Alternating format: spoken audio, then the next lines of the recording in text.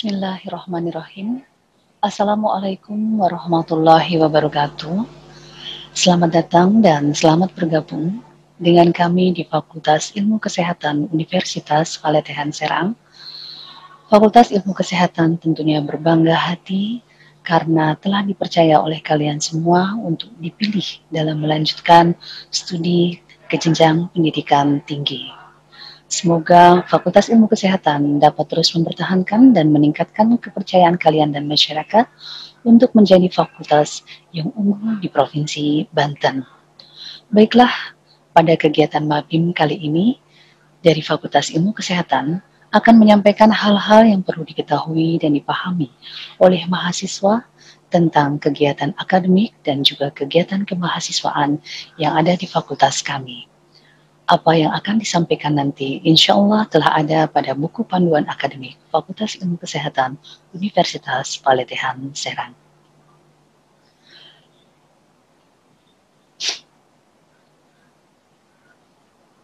Ya, sebagai pendahuluan tentunya perlu kiranya kita berkenalan kembali dengan Fakultas Ilmu Kesehatan atau sering juga disebut dengan FIKES. Kami sampaikan bahwa FIKES memiliki beberapa program studi, yaitu ada program D3 Keperawatan, program D3 Kebidanan, program studi ilmu keperawatan atau disingkat dengan PSIK, dan juga profesi nurse-nya. Selanjutnya ada program studi ilmu kesehatan masyarakat atau PSKM, dan program studi S1 Kebidanan dan juga program profesi bidan.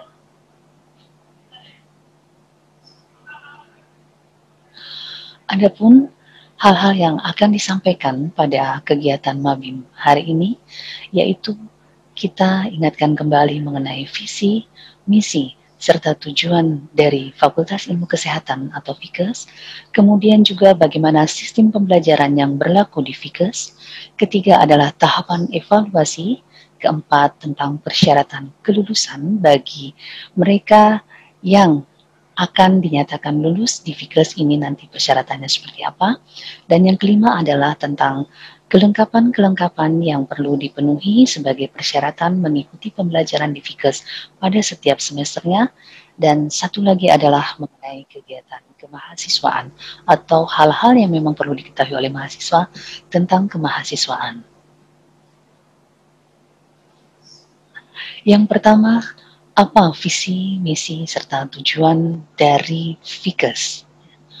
Visi kita adalah menjadikan Fakultas Ilmu Kesehatan menjadi fakultas yang unggul di tingkat global, khususnya dalam bidang kesehatan pada tahun 2034. Untuk mencapai visi tersebut, maka Fakultas Ilmu Kesehatan memiliki beberapa misi. Yang pertama adalah menyelenggarakan pendidikan dan pengajaran yang unggul dan global dalam bidang kesehatan. Yang kedua, mengembangkan sains dan teknologi kesehatan melalui penelitian dan pengabdian kepada masyarakat yang inovatif untuk menyelesaikan masalah kesehatan di masyarakat. Yang ketiga, mengembangkan tata kelola yang baik atau good governance berbasis integritas moral dan kearifan lokal untuk mencapai akuntabilitas, kredibilitas, dan efektivitas institusi kepada masyarakat.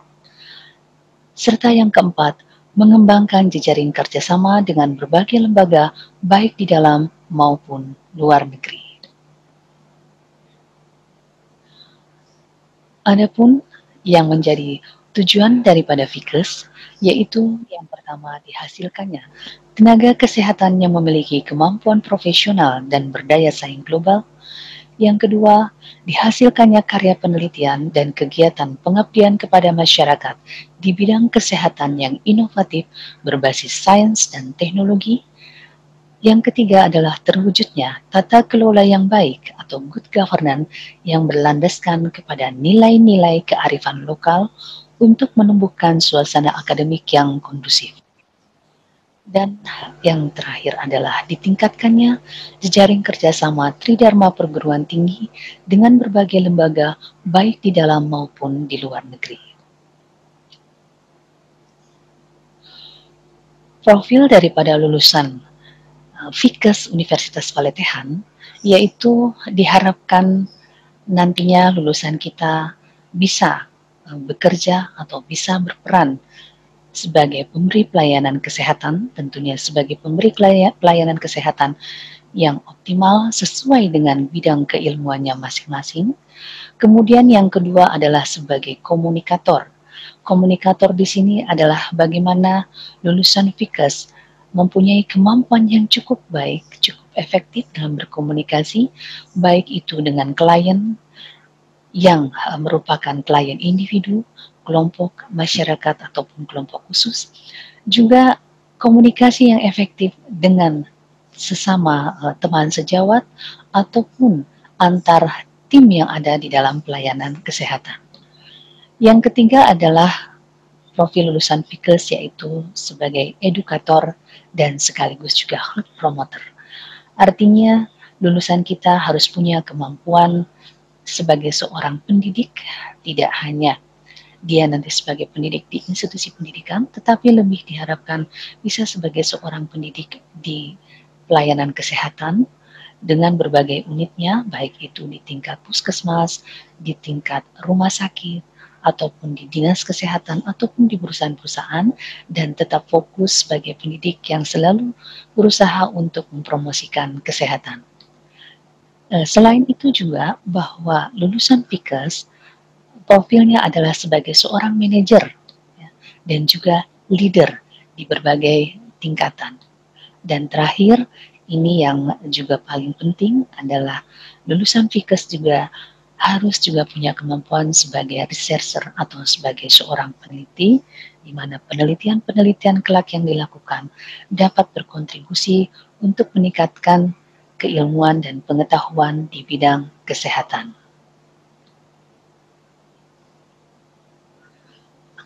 Kemudian yang kedua ada kami juga ingin menyampaikan tentang bagaimana sistem pembelajaran yang ada di Fikes. Yang perlu diketahui oleh mahasiswa bahwa Fikes menganut sistem kredit. Sistem kredit yang dimaksud di sini adalah bahwa setiap mahasiswa harus menyelesaikan beban studi pada suatu jenjang studi yang dinyatakan dalam bentuk satuan kredit. Jadi, satuan kredit yang kita anut atau yang Fikes anut adalah satuan kredit semester. Artinya, pada setiap semesternya mahasiswa dalam menempuh studinya harus mengambil beban studi atau SKS sesuai dengan SKS yang telah ditentukan oleh program studinya masing-masing.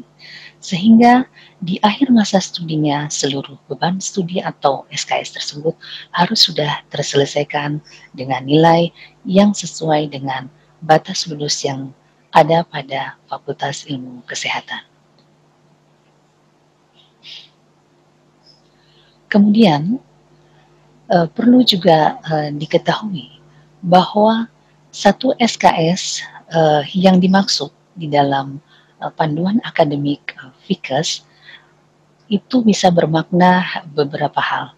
Yang pertama, jika satu SKS itu merupakan kegiatan pembelajaran seperti kuliah, tutor, ataupun berupa kegiatan responsi, maka ini diterjemahkan sebagai kegiatan belajar dengan tatap muka sebanyak atau selama 50 menit per minggu per semester.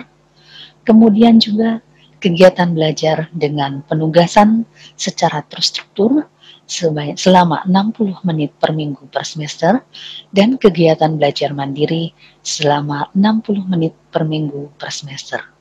Artinya bahwa setiap mahasiswa perlu memahami jika Anda mengambil contoh misalnya dalam satu semester ini ada 20 SKS, ya, masing-masing satu SKS memiliki makna seperti ini. Jadi kalau misalnya di dalam jadwal ada satu SKS dan satu SKS-nya itu diterjemahkan sebagai kegiatan perkuliahan atau teori, maka nanti di dalam jadwal dicantumkan memang hanya menerjemahkan 50 menit begitu ya per minggunya per semester. Akan tetapi di luar itu satu SKS ini juga sebetulnya memuat kegiatan penugasan secara terstruktur dan juga kegiatan belajar mandiri. Maka sebetulnya mahasiswa setiap saat atau setiap harinya kegiatannya tentu akan penuh dengan kegiatan-kegiatan pembelajaran, tergantung bagaimana penugasan terstrukturnya dan bagaimana belajar mandiri yang telah diberikan oleh dosen pengajar. Kemudian makna SKS atau satu SKS yang lain, jika itu merupakan bentuk pembelajaran seminar atau bentuk pembelajaran lain yang sejenis, ini maknanya kurang lebih yang pertama adalah berupa kegiatan belajar tatap muka selama 100 menit per minggu per semester, dan juga kegiatan belajar mandiri 70 menit per minggu per semester. Jadi kalau misalnya Anda memiliki jadwal di mana di dalam jadwal itu kegiatan pembelajarannya berupa kegiatan seminar, maka kegiatan seminar yang bentuknya berupa tatap muka itu dilaksanakan selama 100 menit, selebihnya 70 menit itu digunakan dalam bentuk kegiatan belajar mandiri, karena tentunya untuk bisa melaksanakan kegiatan seminar Anda butuh waktu juga untuk melakukan belajar mandiri dengan mencari studi literatur atau melakukan kegiatan kelompok membahas materi atau topik yang akan dilakukan seminar.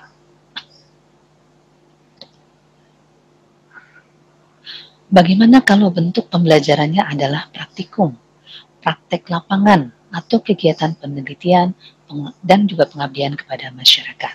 Nah, satu SKS untuk bentuk pembelajaran yang seperti ini memiliki kesetaraan selama 170 menit per minggu per semesternya, di mana pelaksanaannya bisa dilaksanakan dalam bentuk pembelajaran praktikum 120 menit tatap muka dan sisanya 50 menit itu dengan bentuk penugasan. Dan kegiatan penugasan kembali lagi sama halnya dengan pembelajaran di kelas atau tutorial ataupun seminar, itu akan tergantung dari karakteristik mata kuliah itu sendiri.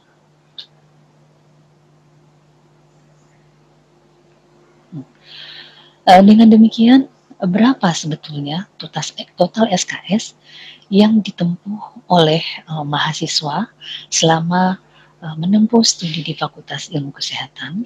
Tentu ini akan disesuaikan dengan program studi atau jenjang pendidikan apa yang mereka pilih. Kalau misalnya mahasiswa saat ini memilih program D3 keperawatan, maka total SKS yang harus dia tempuh selama kuliah di D3 keperawatan adalah sebanyak 108 SKS, di mana 108 SKS ini akan dijabarkan sebanyak 6 semester. Kemudian untuk program D3 kebidanan itu ada totalnya 110 SKS. Kemudian untuk yang tahapan sarjana, yaitu program studi ilmu keperawatan atau PSIK, jika mahasiswanya itu adalah mahasiswa reguler di sini adalah mahasiswa yang mengambil PSIK tetapi dengan latar belakang SMA, maka dia akan menempuh sebanyak 146 SKS.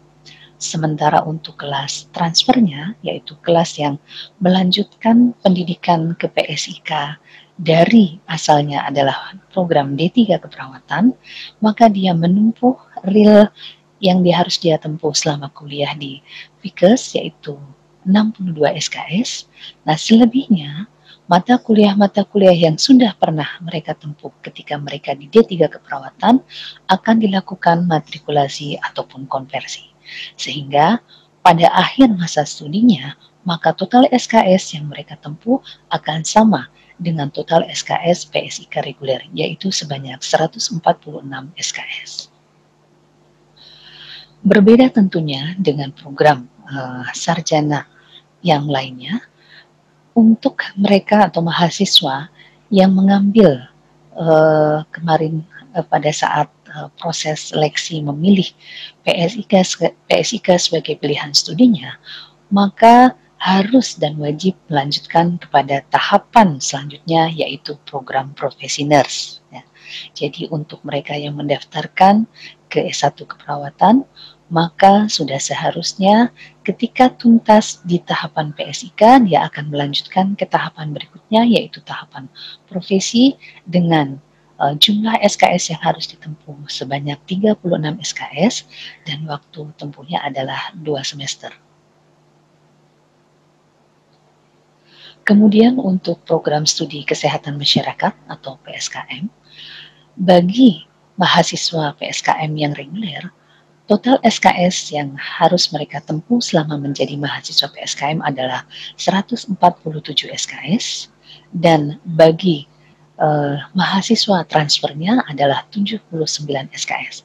Seperti halnya di PSIK transfer, maka sisa mata kuliah yang telah mereka tempuh akan dilakukan matrikulasi ataupun konversi, sehingga total akhir SKS yang ditempuh mahasiswa transfer pun adalah sebanyak 147 SKS.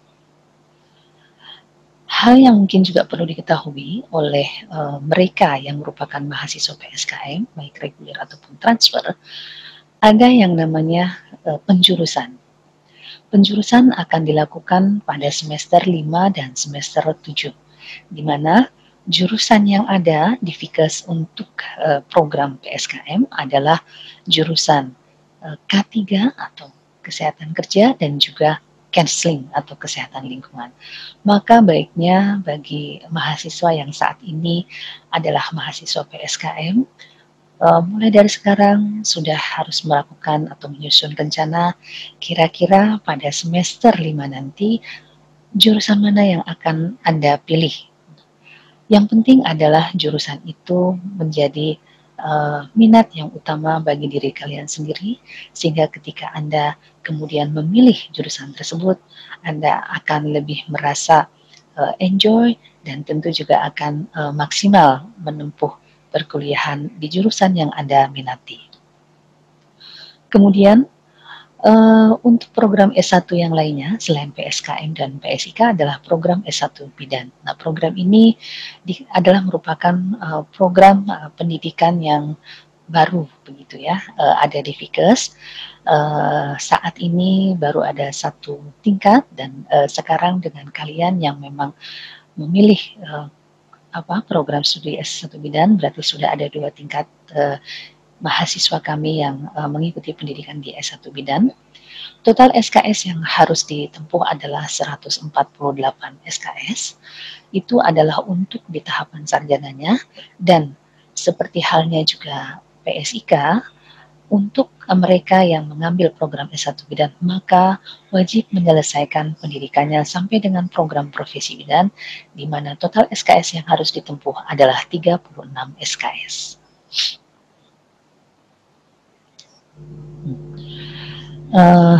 Kemudian bagaimana dengan masa studi? Berapa lama mahasiswa kuliah di Fakultas Ilmu Kesehatan atau di FIKES ini? Gitu ya. Nah, ini juga tergantung dari jenjang studinya. Untuk program D3, berarti dalam hal ini D3 keperawatan atau kebidanan, waktu studi adalah 3 tahun ya, dengan total 6 semester, dan paling lama adalah 5 tahun atau 10 semester. Ya. Tentu kita sangat berharap bahwa mahasiswa tidak merencanakan waktu yang lama yang akan diambil, tetapi waktu yang paling cepat, ya, waktu yang paling pendek, yaitu 3 tahun saja.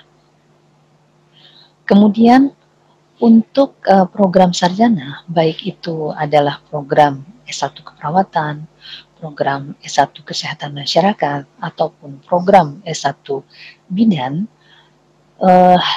waktu yang dibutuhkan atau masa studinya adalah 4 tahun atau total 8 semester, dan paling lama adalah 7 tahun atau 14 semester. Kemudian lagi untuk waktu studi program profesinya adalah 1 tahun atau 2 semester. Paling lama adalah 3 tahun atau 6 semester. Seperti halnya D3, kami juga sangat berharap mahasiswa yang menempuh studi di program sarjana ataupun di program studi, maka targetkanlah dari sekarang untuk menempuh masa studi yang paling cepat atau paling pendek ya. Tidak merencanakan yang paling lama, karena misalnya di sini disampaikan ada yang paling lama 7 tahun atau paling lama 3 tahun. Lebih cepat itu tentu lebih baik.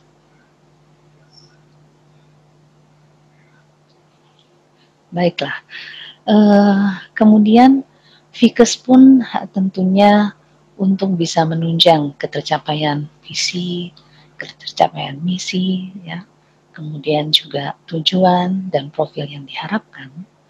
Dalam mencapai itu semua, memiliki kurikulum yang telah disusun mengacu kepada peraturan-peraturan pemerintah yang ada, juga mengacu kepada apa yang menjadi standar dari asosiasi, serta juga apa yang menjadi visi, misi, tujuan, baik itu universitas, fakultas, ataupun program studi.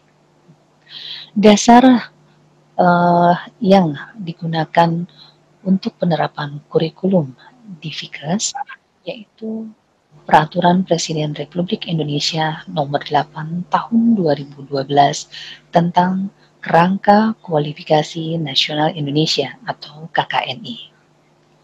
Kemudian juga kurikulum yang ada di Fikes ini berlandaskan kepada Peraturan Menteri Pendidikan dan Kebudayaan Republik Indonesia nomor 73 tahun 2013 tentang penerapan KKNI bidang pendidikan tinggi.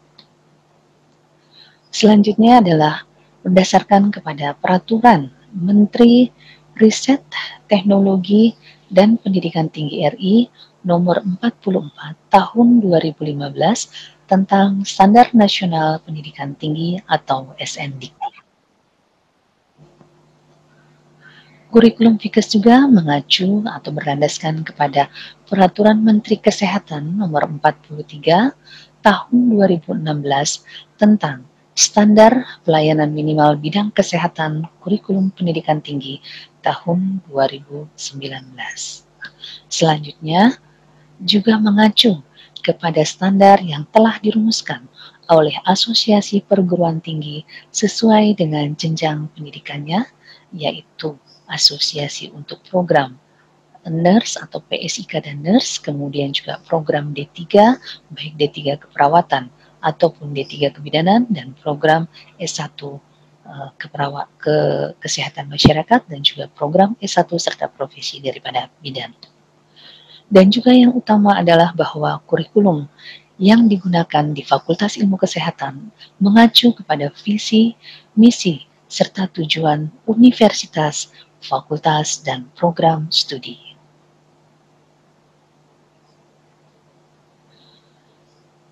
Kemudian, bagaimana dengan sistem media serta metode pembelajaran yang diterapkan atau dianut di Fikes? Untuk sistem pembelajaran, kita menerapkan sistem pembelajaran daring dan juga luring. Daring itu di dalam jaringan, sementara luring itu di luar jaringan. Dan dua hal ini sebetulnya juga diterapkan atau dilakukan modifikasi, bisa digunakan secara bersamaan atau bisa kita pilih juga salah satu di antaranya. Apalagi di masa pandemi COVID-19 ini, sebagaimana kita juga ketahui, maka metode atau sistem pembelajaran yang kita maksimalkan saat ini adalah pembelajaran daring. Ya. Tentunya baik kami di Fikes, program studi, dan juga seluruh tim dosen telah membuat strategi-strategi bagaimana agar pembelajaran dapat tersampaikan walaupun kita lebih banyak menggunakan sistem daring. Nah, sebetulnya sistem daring atau luring ini merupakan bentuk daripada pembelajaran blended learning, yaitu sistem pembelajaran yang memang sebaiknya dapat dioptimalkan diterapkan di perguruan tinggi. Nah, untuk menunjang pembelajaran daring, Universitas Palitihan telah memiliki Learning Management System atau LMS yaitu LMS-nya disebut dengan UF Learn. Jadi, baik dosen maupun mahasiswa dapat menggunakan UF Learn untuk melaksanakan kegiatan pembelajaran daring, di mana nanti masing-masing dosen ataupun juga mahasiswa memiliki akun masing-masing sehingga mereka bisa masuk kepada UF Learn dan memanfaatkan seluruh fasilitas yang ada di UF Learn untuk memaksimalkan kegiatan pembelajaran di Fikas.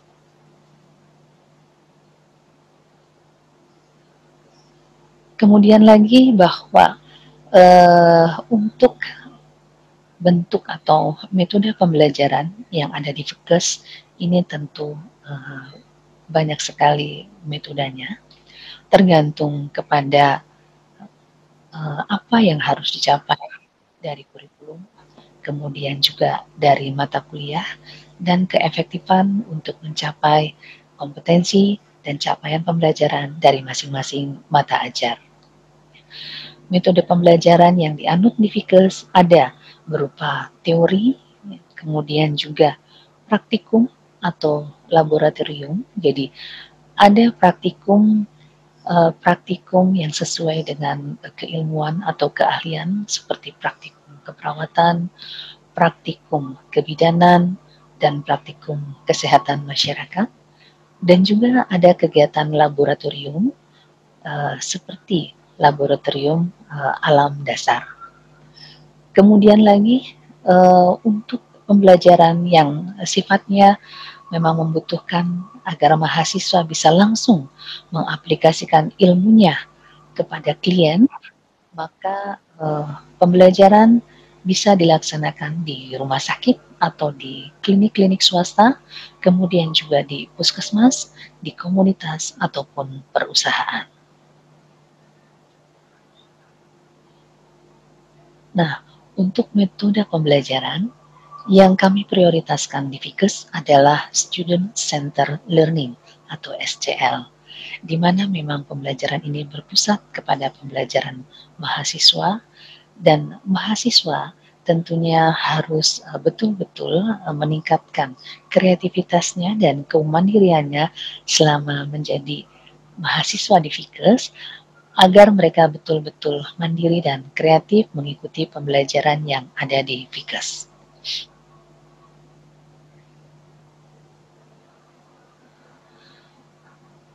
Baik, selanjutnya yang masih berkaitan dengan sistem pembelajaran di Fikas adalah tahapan evaluasi. Evaluasi pembelajaran ini merupakan bagian penting daripada proses pembelajaran, di mana ini merupakan kegiatan penilaian belajar mahasiswa yang dilakukan secara sistematis. Evaluasi ditentukan berdasarkan hasil penilaian terhadap penyelesaian proses pembelajaran, penyelesaian tugas-tugas yang diberikan, baik itu tugas praktek belajar lapangan atau tugas praktek keterampilan klinik ataupun tugas praktek profesi. Tujuan daripada kegiatan evaluasi ini adalah untuk menilai apakah mahasiswa telah mengalami atau menguasai bahan yang sudah disajikan dalam satu mata kuliah dan juga perbaikan bagi dosen dan mahasiswa. Sistem ujian yang ada di Fakultas Ilmu Kesehatan ini ada beberapa sistem. Yang pertama bisa berupa paper-based test, di mana ketika mengikuti ujian maka media yang dipakai adalah berupa kertas, ya. Kemudian juga dengan computer-based test, kita memiliki laboratorium komputer, di mana di sana telah tersedia unit-unit komputer yang dapat digunakan pada kegiatan ujian. Kemudian juga sistem ujian kita dapat juga berupa internet-based test. Kalau computer-based test itu sifatnya adalah local area, sementara internet-based test bisa local area atau non-local area. Kemudian juga ujian yang langsung ya atau ujian secara lisan. Untuk beberapa mata kuliah tertentu, dapat ujian ini juga dilakukan secara lisan. Kemudian juga adalah ujian praktikum, Ini terutama untuk program studi yang pada akhirnya nanti harus memberikan asuhan secara langsung kepada klien, yaitu untuk program studi D3 keperawatan, D3 kebidanan, kemudian juga S1 keperawatan dan S1 kebidanan, selain ada ujian yang sifatnya lisan, tetapi juga ada ujian berupa ujian praktikum. Nah, kemudian lagi, pada saat mereka melaksanakan kegiatan pembelajaran, entah itu di klinik atau di komunitas, maka juga dilaksanakan sistem ujian ya untuk di klinik ataupun komunitas. Bagaimana rangkaian kegiatan ujiannya ini juga akan bergantung dari mata kuliah yang ditempuh atau mata kuliah yang diujikan.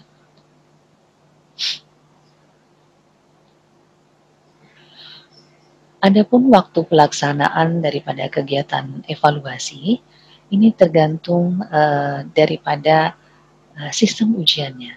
Jika itu adalah merupakan ujian berupa ujian lisan atau tulisan, bisa dilaksanakan pada tengah semester, kemudian juga pada akhir semester. Dapat juga ujian itu dilaksanakan secara harian atau terjadwal. Ini terutama adalah untuk kegiatan ujian yang dilaksanakan di lahan praktek ataupun di laboratorium ataupun di komunitas. Nah, sebetulnya gambaran pelaksanaan atau waktu pelaksanaan ujian, baik itu ujian tengah semester ataupun ujian akhir, itu tercantum atau dapat dilihat di kalender akademik. Ya.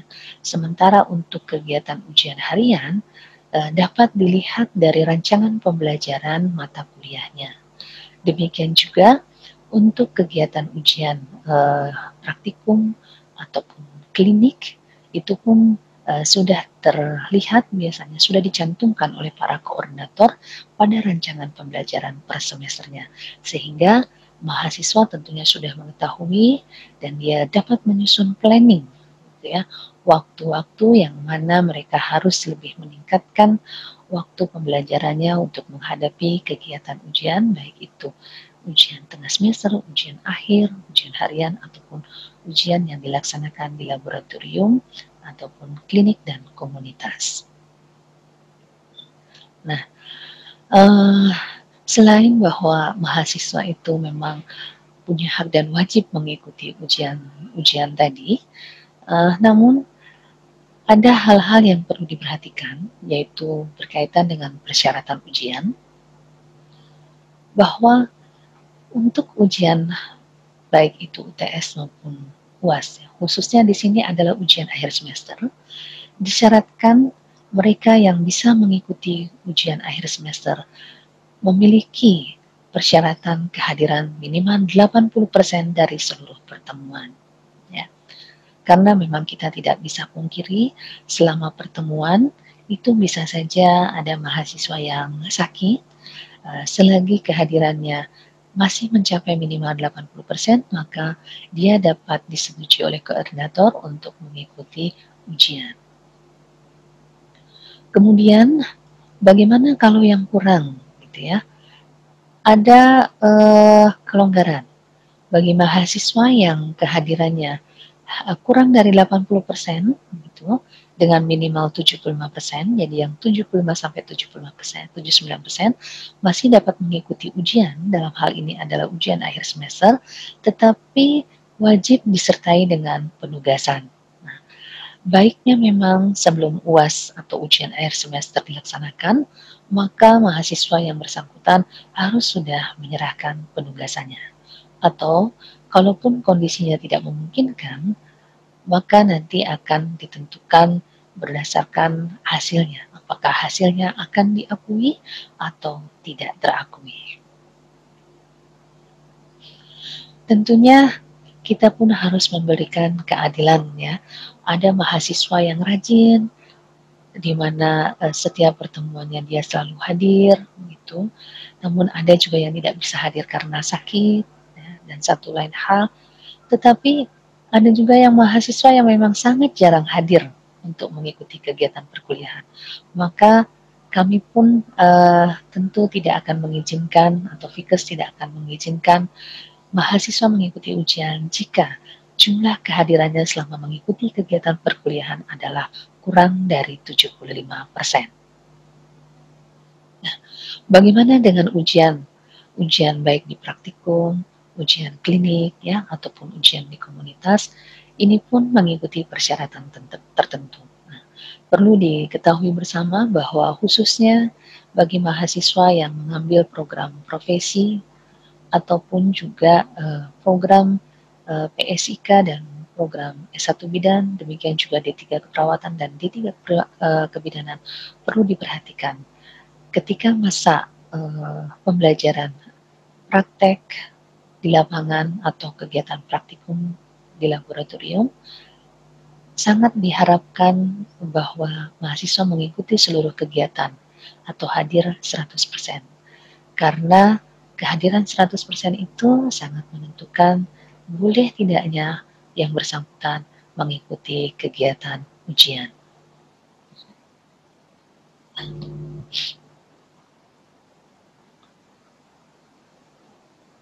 Baik, kemudian yang berikutnya dari kegiatan evaluasi ini adalah hasil studi, gitu ya. Hasil studi ini ditentukan atau berdasarkan daripada indeks prestasinya mahasiswa yang didapat pada setiap semester.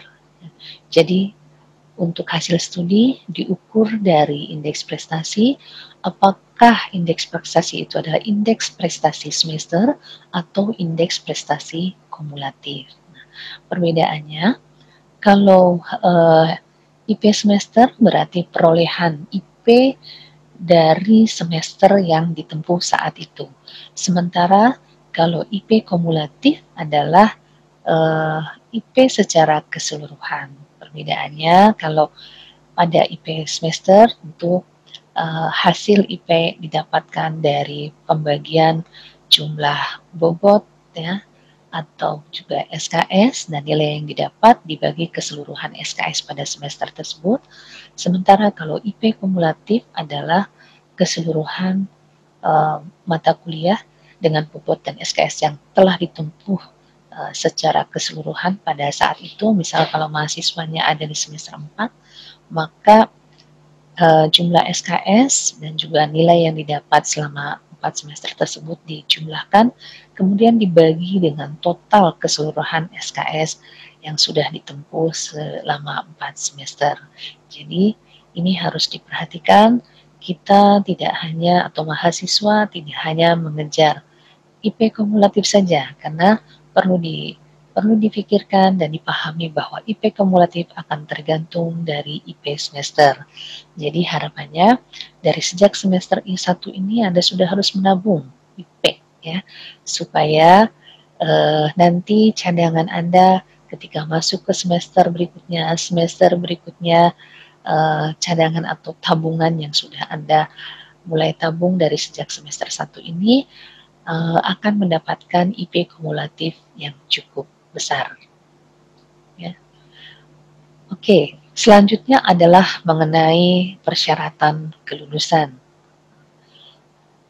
Mahasiswa yang sudah menyelesaikan masa studinya tentu berhak untuk mendapatkan ijazah, ya, sesuai dengan jenjang pendidikan yang mereka tempuh. Namun harus diperhatikan siapa sih mereka yang berhak menerima ijazah tersebut atau otomatis dinyatakan lulus pada jenjang studi tersebut. Yang pertama adalah mahasiswa tentu sudah mengumpulkan atau menyelesaikan SKS sesuai dengan ketentuan program studi. Contoh misalnya, mahasiswa D3 akan memenuhi syarat lulus sebagai seorang mahasiswa D3 kalau dia sudah menempuh 108 SKS, gitu ya. Kemudian S1 keperawatan misalnya, tadi ada total SKS yang harus ditempuh selama kuliah di sini adalah 147. Berarti dia dinyatakan lulus dari S1 keperawatan kalau sudah menempuh 147 SKS. Nah, ini mungkin yang harus diperhatikan karena selama proses pendidikan ada yang memang mahasiswa yang tidak mengalami masalah di akademiknya, tetapi tidak sedikit juga mahasiswa yang bermasalah di akademiknya. Sehingga di semester-semester yang dia tempuh mungkin ada mata kuliah yang belum dia bisa ambil atau dia sudah ambil tapi nilainya tidak terpenuhi dan dinyatakan tidak lulus, maka ini harus diperbaiki sehingga kemudian Anda layak dianggap telah menyelesaikan masa studi jika nilai-nilai pada setiap semesternya sudah memenuhi standar minimal kelulusan yang berlaku di FIKES. Kemudian syarat lainnya adalah memperoleh nilai minimal untuk setiap SKS atau mata kuliah dengan nilai batas lulus. Ya, nilai batas lulus sampai dengan saat ini untuk yang berlaku di FIKES adalah 64, ya, di mana itu setara dengan huruf B minus. Ya, kita semua berharap bahwa mahasiswa saat ini yang akan mengikuti perkuliahan di Fakultas Ilmu Kesehatan sesuai dengan program studinya masing-masing tentu mempunyai target dan rencana tidak mengejar yang minimal tapi mengejar yang maksimal. Selanjutnya lagi adalah mempunyai nilai IPK atau indeks prestasi kumulatif minimal 2,75. Kenapa kita perlu menentukan ini? Harapannya adalah agar mereka yang nanti lulus dari FIKES tentu bisa memenuhi persyaratan yang sesuai dengan kebutuhan para pengguna lulusan kita. Jadi semakin besar IPK yang mereka miliki, maka semakin besar peluang mereka untuk memenuhi persyaratan diterima bekerja di instansi-instansi yang ada.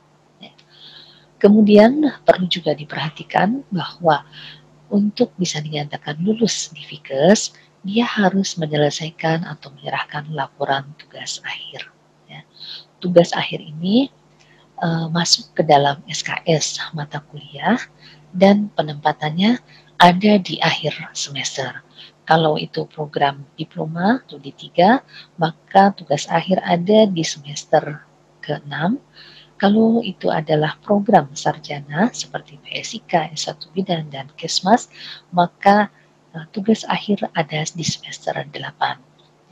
Kalau untuk program S1, kita kenal dengan tugas akhir ini dengan sebutan skripsi, sementara kalau pada diploma itu dikenal dengan KTI atau karya tulis ilmiah. Jadi ketika Anda menyusun tugas akhir, kemudian Anda sudah melakukan atau menguji tugas akhir kalian di depan para penguji, maka selanjutnya Anda harus menyusun laporan, kemudian menyerahkan ke bagian akademik, ke program studi, ke perpustakaan yang ada di Fakultas Ilmu Kesehatan.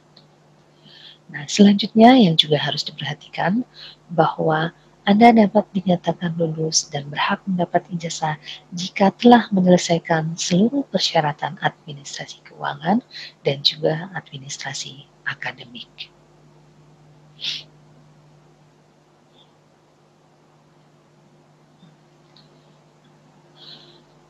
Adapun sistem penilaian yang diterapkan di FIKES yaitu menerapkan sistem belajar tuntas, kemudian juga penilaiannya menerapkan penilaian acuan patokan, di mana sudah ada patokan-patokan nilainya.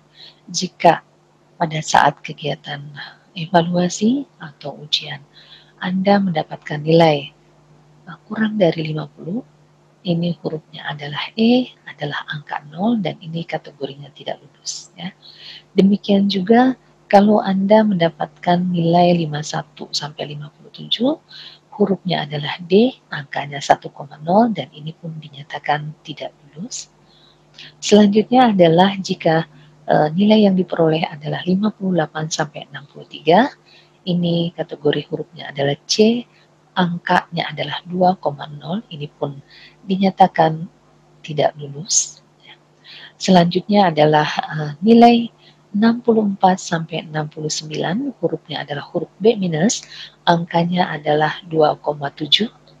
Kemudian nilai 70 sampai 74, hurufnya adalah B, yaitu 3,0.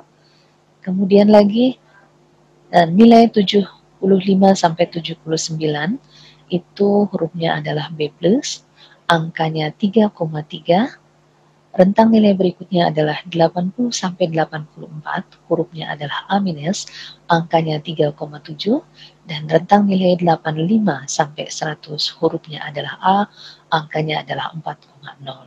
Jadi, untuk nilai E sampai C itu kategorinya tidak lulus, sementara B minus sampai dengan A itu adalah nilai ataupun huruf ataupun angka yang dinyatakan lulus. Nah, bagaimana kalau kemudian pada saat evaluasi Anda mendapatkan nilai di bawah nilai batas lulus, maka tentunya Anda wajib untuk mengikuti kegiatan.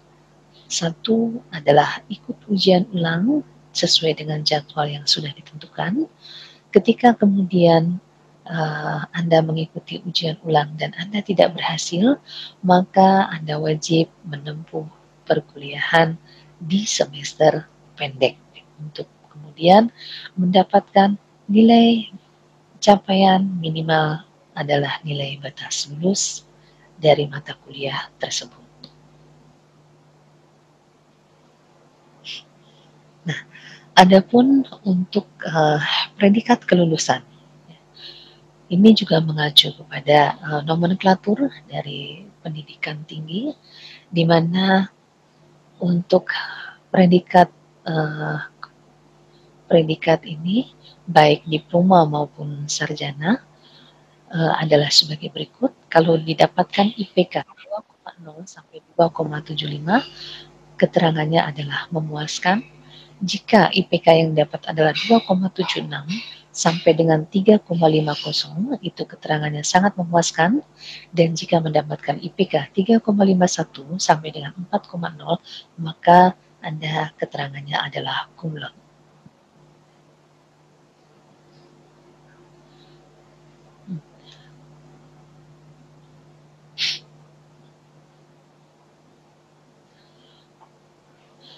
Adapun untuk predikat kelulusan profesi ini berbeda. Pada profesi, nilai batas lulusnya tidak seperti di tahapan akademik, baik itu diploma 3 ataupun sarjana. Di profesi, nilai batas lulusnya adalah B. Nah, sehingga capaian dan predikat untuk kelulusannya sebagai berikut. Kalau lulusan profesi ini mendapatkan IPK pada rentang nilai 3,0 sampai dengan 3,5, maka keterangannya memuaskan. Jika IPK-nya 3,51 sampai dengan 3,75, keterangannya adalah sangat memuaskan. Dan jika mendapatkan IPK 3,76 sampai 4,0, keterangannya adalah cum laude. Bagaimana dengan sebutan atau gelar kelulusan? Lulusan S1 keperawatan, kalau telah tuntas gitu ya, maka gelarnya adalah sarjana keperawatan atau disingkat SKEP. Lulusan S1 Kesehatan Masyarakat adalah sarjana kesehatan masyarakat, disingkatnya adalah SKM. Kemudian untuk S1 Pendidikan Kebidanan yaitu sarjana terapan kebidanan, disingkat STR dan KEP. Kemudian untuk program D3 keperawatan, kalau dia adalah ahli madya keperawatan, itu gelarnya adalah ahli madya keperawatan atau AMD-KEP. Dan jika dia lulus dari D3 kebidanan, maka gelar kelulusannya adalah ahli madya kebidanan atau AMD-KEP. Sementara bagi lulusan profesi nurse, maka gelarnya adalah nurse atau NS, dan bagi program profesi bidan, gelar kelulusannya adalah bidan atau BD. Baik, itu mengenai evaluasi ya. Selanjutnya, hal-hal penting lain yang perlu diketahui oleh mahasiswa saat mengikuti perkuliahan atau menempuh studi di Fakultas Ilmu Kesehatan perlu diperhatikan tentang kelengkapan persyaratan mengikuti pembelajarannya. Yang pasti adalah nomor satu, perencanaan kuliah. Jadi sebelum dimulai kuliah bagi mahasiswa, baik itu mahasiswa lama, mahasiswa baru, ataupun mahasiswa yang baru saja menuntaskan masa cutinya, wajib sebelum mengikuti perkuliahan dia harus melakukan registrasi, administrasi keuangan dan registrasi akademik. Ya. Kemudian di awal mahasiswa harus tentunya mengisi rencana kuliah, di mana pengisian ini mengikuti proses pengisian kartu rencana studi secara online. Bagaimana pengajuan dan pengambilan rencana kuliah? Mahasiswa di awal semester wajib mengajukan rencana kuliah sesuai dengan waktu yang sudah ditentukan. Kemudian mereka mengambil mata kuliah mengikuti pedoman urutan mata kuliah per semester yang ada dari program studi. Ya. Kemudian lagi mahasiswa pun harus memperhatikan kalender akademik di mana ini berisi informasi tentang alokasi waktu yang disepakati untuk melakukan berbagai kegiatan seperti registrasi, perkuliahan, pembayaran, dan kegiatan kemahasiswaan serta kegiatan lainnya. Jadi setiap mahasiswa harus mengetahui ini sehingga jangan sampai nanti Anda terlambat melaksanakan kegiatan registrasi ataupun juga terlambat mengikuti awal daripada perkuliahan dan sebagainya yang nanti akan menyebabkan Anda mengalami masalah ke depannya. Setiap mahasiswa, baik mahasiswa baru dan mahasiswa lama, akan diberikan dosen pembimbing akademik, di mana dosen ini nanti diharapkan dapat membantu mahasiswa mengikuti studi secara efektif dengan kondisi dan potensi individual daripada mahasiswa tersebut. Ya. Jadi sekali lagi yang perlu diperhatikan kegiatan rutin pada setiap semester sebelum mahasiswa mengikuti perkuliahan, lakukanlah registrasi administrasi keuangan dan administrasi akademik yaitu mengisi KRS. Isian KRS perlu diperhatikan ini berdasarkan pada pedoman mata kuliah per semester berdasarkan struktur program daripada program studi. Nah, KRS yang sudah terisi nanti kemudian dikonsultasikan dan wajib mendapatkan persetujuan dari pembimbing akademik dan juga ketua program studi. Jika mahasiswa tersebut sudah melakukan langkah-langkah tadi, maka mahasiswa akan tercatat sebagai mahasiswa pada semester yang berjalan. Namun, ketika mahasiswa kemudian mengalami keterlambatan karena satu dan lain hal, maka komunikasi ini sangat penting. Ya. Misal, Anda terlewat membayar registrasi keuangan sehingga ada kesulitan untuk bisa mengisi atau melakukan administrasi akademik.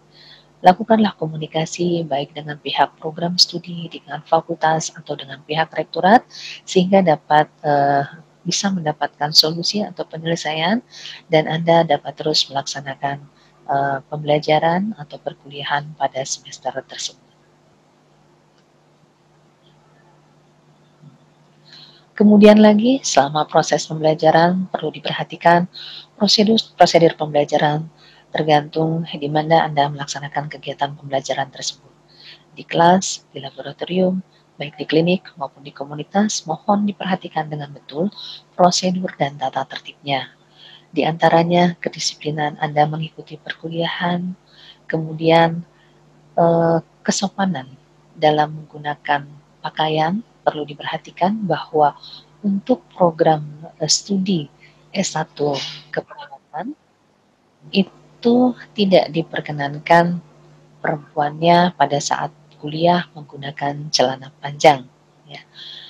Dan juga baik laki-lakinya maupun perempuannya selama perkuliahan tidak diperbolehkan menggunakan pakaian berbahan jeans ataupun kaos. Kalaupun misalnya yang laki-laki mau menggunakan kaos, maka perlu diperhatikan kaosnya adalah kaos yang berkerah. Demikian juga pada saat kegiatan di laboratorium, ini harus juga mengikuti. Baik, untuk kegiatan pembelajaran di laboratorium, maka seperti halnya di kelas, juga harus mematuhi tata tertib yang ada di laboratorium. Satu, tentunya kedisiplinan dari segi waktu. Jadi, pada saat kegiatan laboratorium, Anda harus sudah datang tepat waktu, kemudian juga gunakan pakaian yang sesuai yang sudah diatur. Jangan lupa jas laboratorium harus Anda pakai juga. Dan selama di laboratorium tentu harus mengikuti kegiatan pembelajaran, kemudian mengisi absensi. Jika ada penugasan-penugasan, itu juga mohon dikerjakan dan disesuaikan dengan target waktu yang harus diselesaikan. Demikian juga untuk di klinik ataupun di komunitas. Nah, ini kembali lagi yang harus diperhatikan bahwa selama melaksanakan praktek klinik dan komunitas, gunakan seragam yang sudah ditentukan oleh Fakultas Ilmu Kesehatan dan juga oleh program studi. Demikian juga dengan atribut-atribut yang harus dipakai selama menjalankan praktek, baik di klinik maupun di komunitas.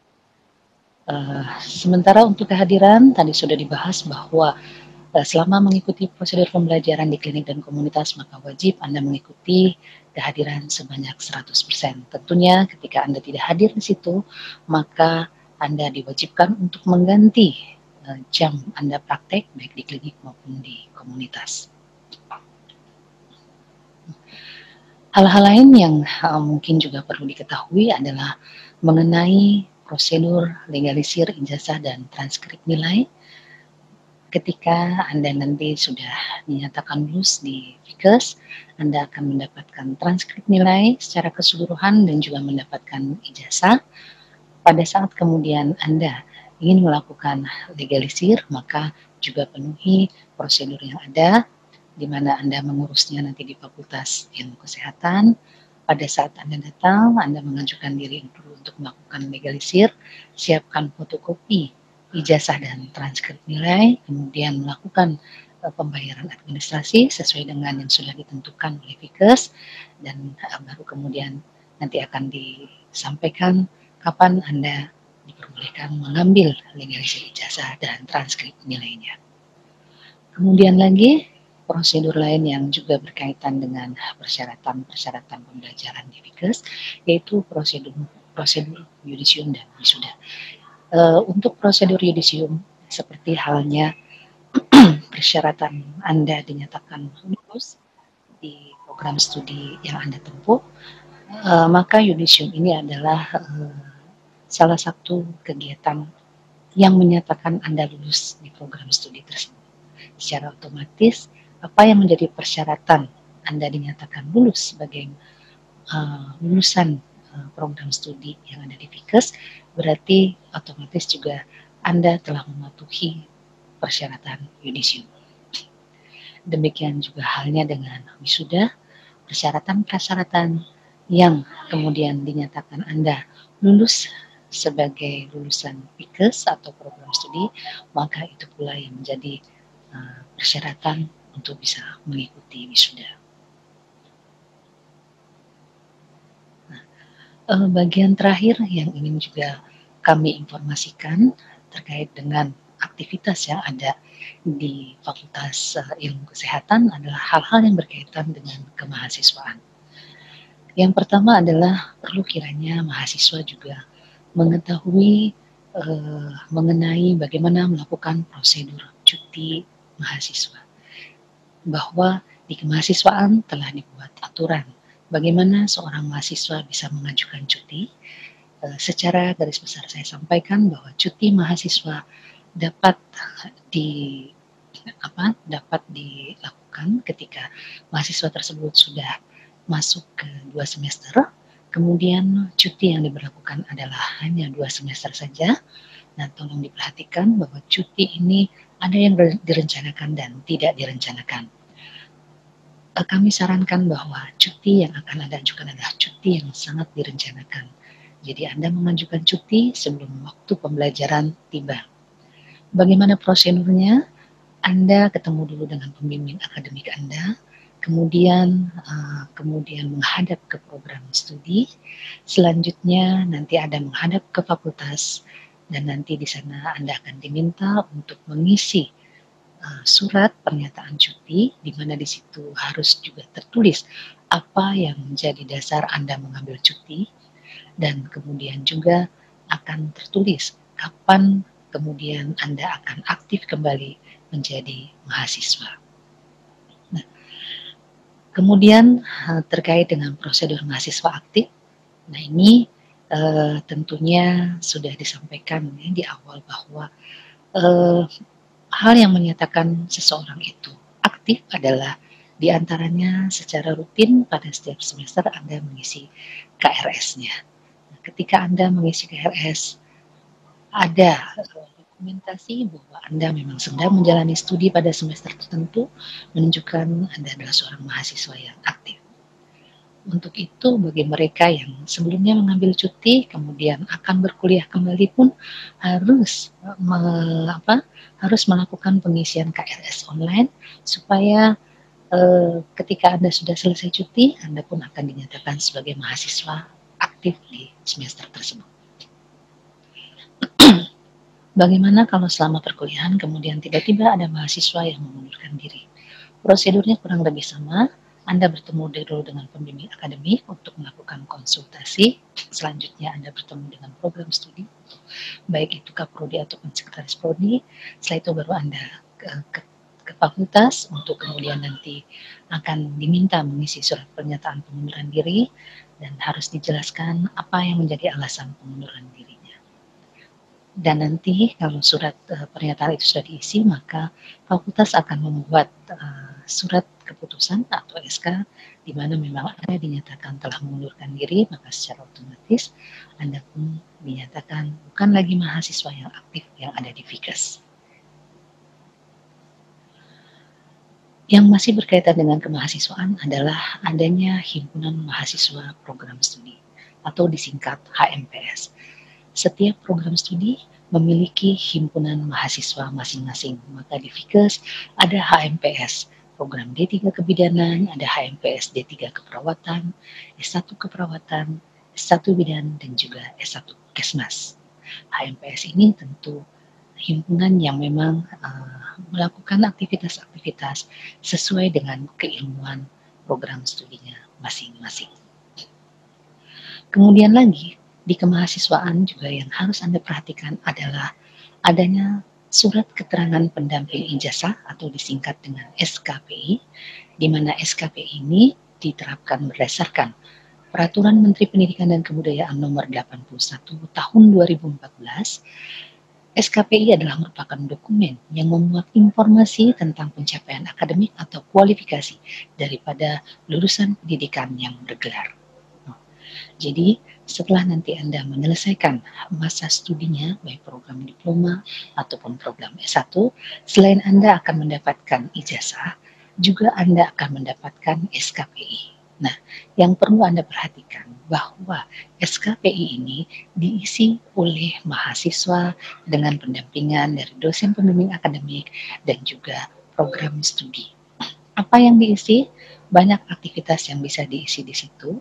Di antaranya adalah kegiatan-kegiatan baik ekskul maupun kegiatan-kegiatan ekstrakurikuler ataupun kegiatan-kegiatan di mana Anda mengikuti kegiatan pelatihan ataupun seminar yang bersertifikat, dan sertifikat-sertifikat itu bisa kemudian Anda laporkan pada SKPI sehingga ketika SKPI Anda isinya sudah terisi sesuai dengan komponen-komponen yang ada di SKPI, maka ini akan sangat membantu lulusan atau akan menjadi nilai tambah bagi lulusan pada saat mereka akan melamar pekerjaan. Jadi, tempat Anda menerima bekerja selain akan melihat ijazahnya, melihat nilainya, juga akan melihat SKPI-nya. Maka ini bisa menjadi nilai tambah kalau tentunya seseorang itu aktif mengikuti berbagai kegiatan, sangat antusias dan kreatif, ini akan sangat mendukung dan menjadi nilai tambah bagi lulusan tersebut. Baik, demikian kiranya kegiatan atau materi mabim yang dapat kami sampaikan dari Fakultas Ilmu Kesehatan. Semoga apa yang kami sampaikan dapat memberikan gambaran tentang hal-hal atau kegiatan atau gambaran tentang kegiatan akademik dan kegiatan kemahasiswaan yang ada di Fakultas Ilmu Kesehatan Universitas Paletehan Serang. Terima kasih atas perhatiannya. Mohon maaf jika dalam penyampaian banyak kekurangannya. Assalamualaikum warahmatullahi wabarakatuh.